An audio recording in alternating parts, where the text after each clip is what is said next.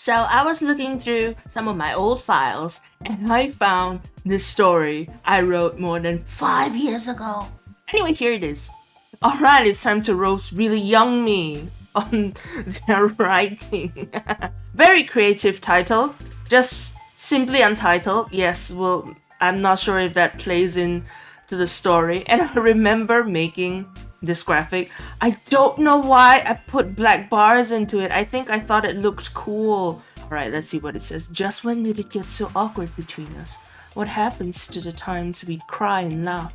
The days you told me that I looked stupid. The times you told me that you had to go. Just why is everything between us so empty? Is it the theme of the story, just like growing apart? Alright, let's see. Let's read it. I have a question for you. Yes, you, the reader. Breaking the fourth wall already? Have you ever had an imaginary friend before? One whom you would often spend all your time with, often believing that your friend was truly real. But what if he was real? What if he was and wasn't at the same time?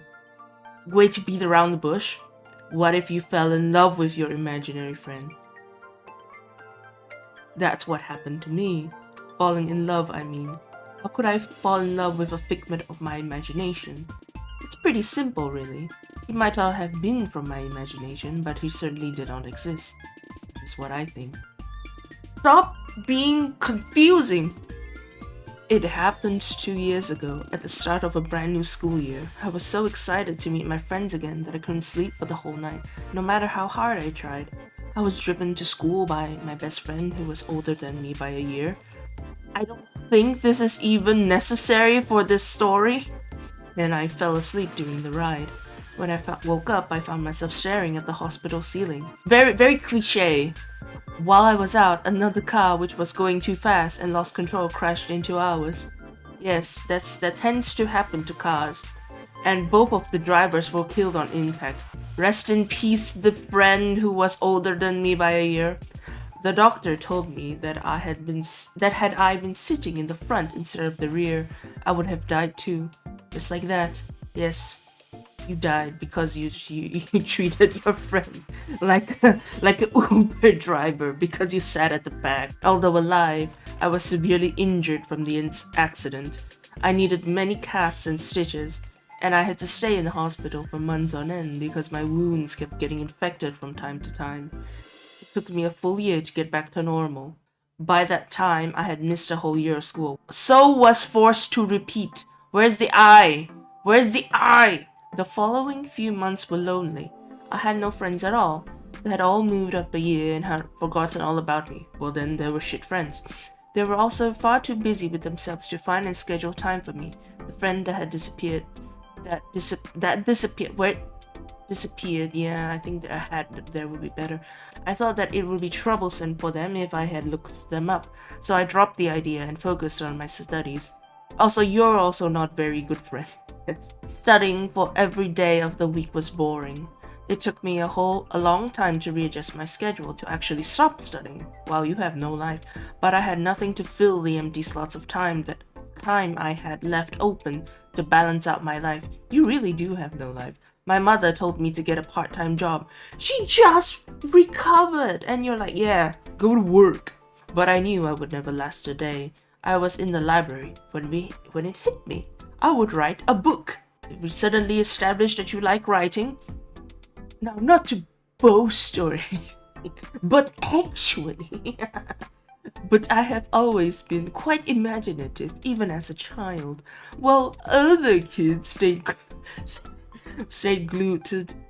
glued. Where's the D? Where's the D for this? It should be glued to their handheld games. I was in the corner playing with my stuffed toys, imagining myself to be in all sorts of situations. Okay, I admit, my mother refused to buy me a handheld game console. Yeah, I was thinking that it just sounds like your mom is cheap. Okay, that's kind of funny. For the following weeks, I spent my time in the library researching for anything interesting I could put in my novel. But even after so much time, I just could not think of a good plot. Then why did you want to write a book if you don't have an idea to write a book? I had a very, very rough idea of a tough girl as the heroine, but that was it. My mind was blank. Then you don't have any ideas. Having an idea of like a heroine being a certain personality trait is not enough of an idea to write the book. I think it was around that time when I met Ren. I was trying to reach a book from the top shelf when I found it being pulled down by someone standing beside me. I turned to see a tall, slim, crystal blue-eyed and blonde-haired guy smiling at me. Was it love at first sight? I remember, I think I named him, I tried to model him after Kagamine Len, and that's why his name is Ren. Okay, I get it now. Well, if you call me being offended by him, snatching the book and stomping on his foot being love at first sight, then yes. You just assault him?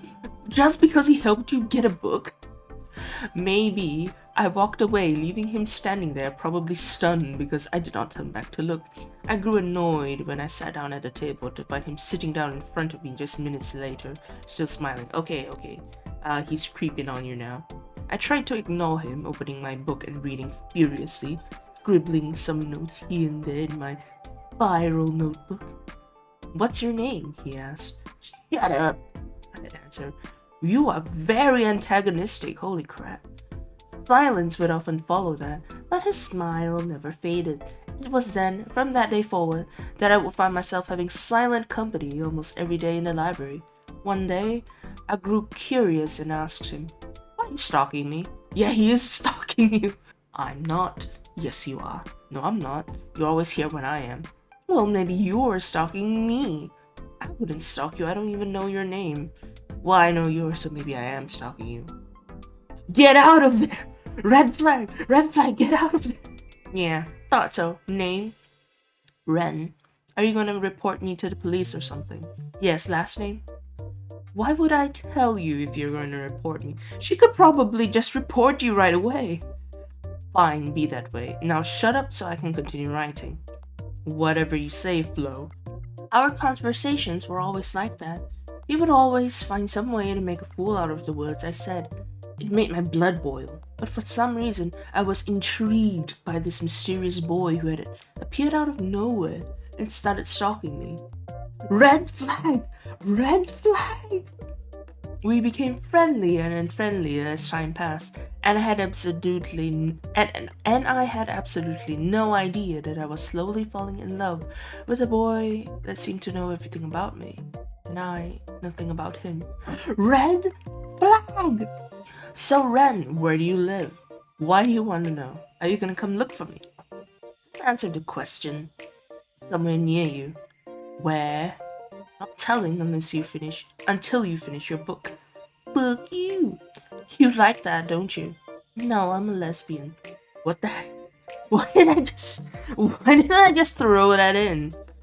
"Liar, you're not a proper lesbian until you marry someone of the same gender on Facebook." "Oh, this is so dated, holy crap." "What?" It could really confuse me at times, but I liked it for some reason. That confused you? I knew that there was something wrong with him, but I didn't question him about it. I knew I was getting myself into trouble. Why would you do this? As days and days passed with me scurrying off to the library the moment the bell rang. Back then, my reason to hurry to the library had changed from writing my book to just seeing him. He would always greet me with a smile on his face, and I would always return his smile with a furious frown. As if I was annoyed to see him. I was just like that, and I think for some reason he understood me. Everything was pretty much fine until the anniversary of the day I got into the car accident. My mother told me to watch out for myself, to be careful, but I didn't take her advice.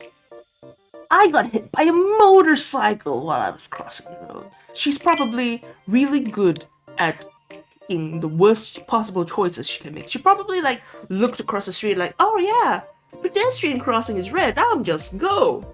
Oh god, that sounds so cliche and clumsy and stupid. Yes, it is. When I came to, there was a crowd gathering over me, buzzing urgently around and around me. They meant my head hurt. Everything was numb. Then my eyes focused themselves, and I could finally make out a figure that was bending over me. It was Ren. He looked scared. His face was pale and his navy blue eyes now? You said he had crystal blue eyes earlier. Isn't crystal like lighter than navy? Were wide with fright. He spoke, but I couldn't hear him. He begged and cried and screamed, but I felt myself getting further and further away. After a while, he seemed to give up. He stood up, oblivious to the other people around us, and walked away, his face turned away from me, his expression hidden. That was the last time I ever saw him. I passed out yet again. Wow! I woke up in the same hospital from before, surrounded by my family, relieved that I was finally awake. Hey, you're finally awake. The doctor had told them that I had suffered a few serious injuries, but they had luckily been able to piece me back together with surgery. And so I'm just imagining in my head that this girl is just like torn apart just because a motorcycle hit her. Okay, so everything is so advanced now, my mother had cried. Wow, technology. I spent a few weeks in the hospital and I convinced my mother to drive me to school so I could see Ren the moment I got out of there. She was reluctant at first, but I must have looked very desperate because she agreed. Silence greeted me as I rushed in through the library doors. I searched for him through the aisles, struggling to move around with a cast on my leg. Wait, you got stitched back together and all you had was like a broken leg? But I couldn't find him. Felt sad, empty, disappointed. So am I with the story. For a while I curled up in the corner of the library and told myself not to move, that he would come soon and ridicule me again. No one came. So I sat there in silence, thinking how pathetic I was. Why are you curled up in the corner of the library when you could probably just sit on a chair like a normal person? Stop acting like a stupid, pathetic girl in one of those stupid cliché dramas, Flo. I scolded myself. Yes, do stop acting like one. Once I had calmed down, I picked myself up, brushed any invisible dirt off my jeans, and walked towards the exit.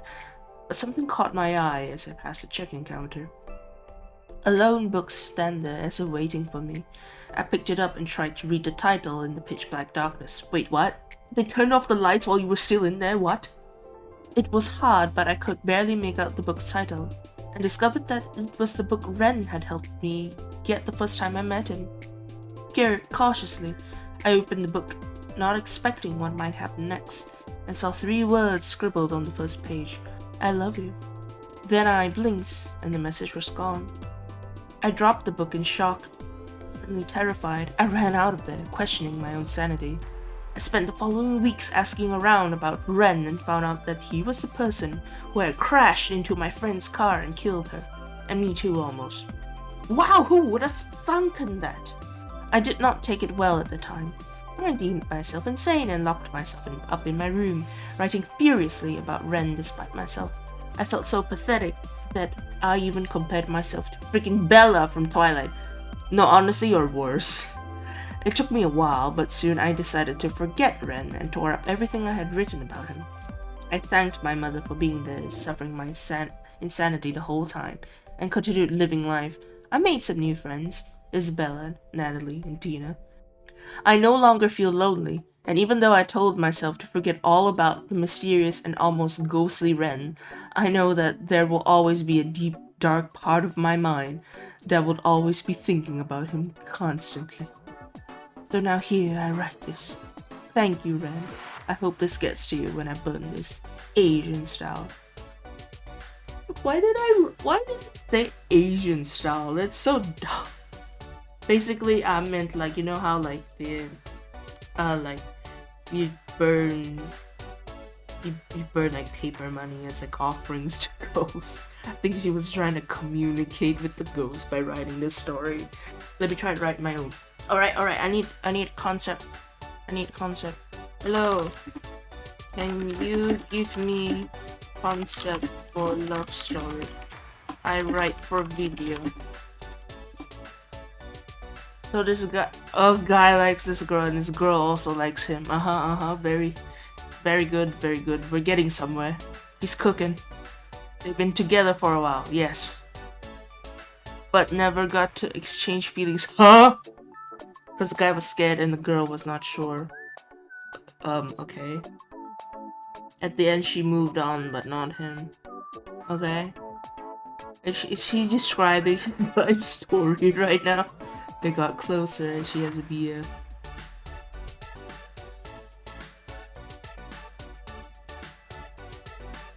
Alright, so I did like 1 page because I didn't feel like doing, what was it, like 3 or 4 pages? You know the saying, you never know how good you have it until it's gone. Yeah, I was that dumb. I was that dumb fuck who didn't realize until it happened to me. Anna was always there for me. Whenever we woke up for the day, we were always the first to text each other, and also the first to tell each other goodnight. We were each other's support pillars. I was there for her whenever her parents argued, and she would send me the shittiest memes whenever my mood spiraled out of control. I always admired her for sticking through my incidents with me, even when I would accuse her of things that weren't true, and tell her the worst, hurtful things that I knew would hit deep. I guess I took her for granted. Hey, what do you think about Joseph? Anna asked me one day while we were just strolling around the mall, bored out of our minds as usual. Joseph, I immediately repeated. Joseph, tall, kind of quiet guy in our college. I didn't share a lot of classes with him, but I knew he was one of her group members for one of her classes. I think he played a lot of baseball or something. What about him? I asked. Just wondering what kind of person you think he is. Shouldn't you know better? I don't think I've ever talked to him. Okay. Anna mumbled, her voice soft and low. I knew that cue meant she didn't want to talk about it anymore. So I changed the subject, like I always did, and moved on. Trouble is, she moved on too. Next thing I knew, I was walking through my college hallways, and who do I see? Hannah and Joseph, holding hands, laughing together. He brushed some hair out of her face, and she jokingly pouted. They walked away without noticing me. It hit me like a truck. Suddenly, I knew what it meant by my heart sank. I was utterly devastated. My breathing became short. Each individual breath felt like my heart was trying to clench onto the familiar and old, but everything was new, and I couldn't take it. Anna and I were always there for each other. I always thought she would be by my side. I didn't expect that one day she would no longer be mine. And that's my story. I don't think I can really critique it because I just wrote it. It could be better. It could be more polished. It could be longer. I think there's a bit more there's potential for this to be to like really stretch it out, but for what I've done for like 1 page, I think it's fine. So, let me know what you guys think.